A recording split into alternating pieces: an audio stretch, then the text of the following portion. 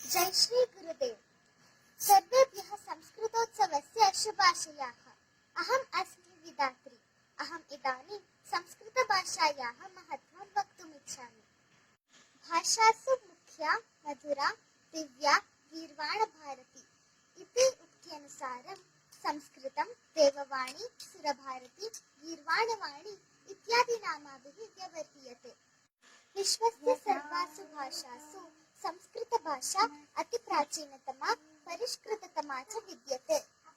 सम्यक् परिष्कृतं, शुद्धं, दोषरहितं, संस्करितं संस्कृतम्। भारतस्य प्रतिष्ठेऽर्थे संस्कृतं संस्कृतिस्तथा इति उक्तिः अस्ति। भारतम् अध्यात्मज्ञानेन एव विश्वगुरुः आसीत्। भारतीयसंस्कृतिः संस्कृताश्रिता वर्तते। अस्याः भाषायाः साहित्यं सुविशालं, परमोन्नतं, विविधज्ञानसमन्वितं च अस्ति। 4 वेदाः, धर्मशास्त्राणि, 18 पुराणानि, स्मृतयः, 6 दर्शनानि च संस्कृतभाषायाम् एव लिखिता सन्ति। आर्यभट्टः, कणादः, भास्कराचार्यः, नागार्जुनः इत्यादयः विज्ञानिनः संस्कृते एव तेषां संशोधनं लिखितवन्तः। तेषाम् अध्ययनेन भारतस्य प्राचीनधर्मस्य, आयुर्वेदस्य, विज्ञानस्य च परिचयः लभ्यते।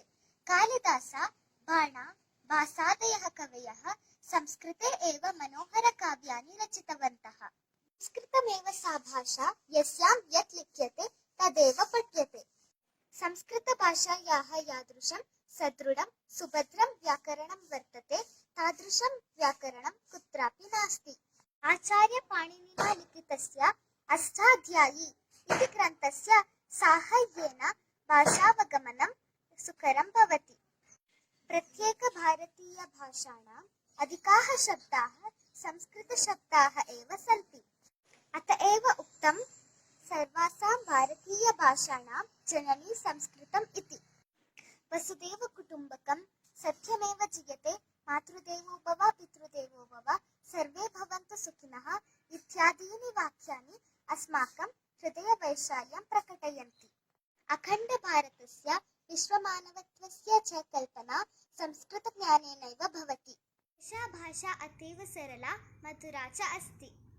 अत एव उक्तं सुरससुबोधा विश्वमनोज्ञा ललिता हृद्या रमणीया अमृतवाणी संस्कृतभाषा नैव क्लिष्टा न च कठिना, नैव क्लिष्टा न च कठिना।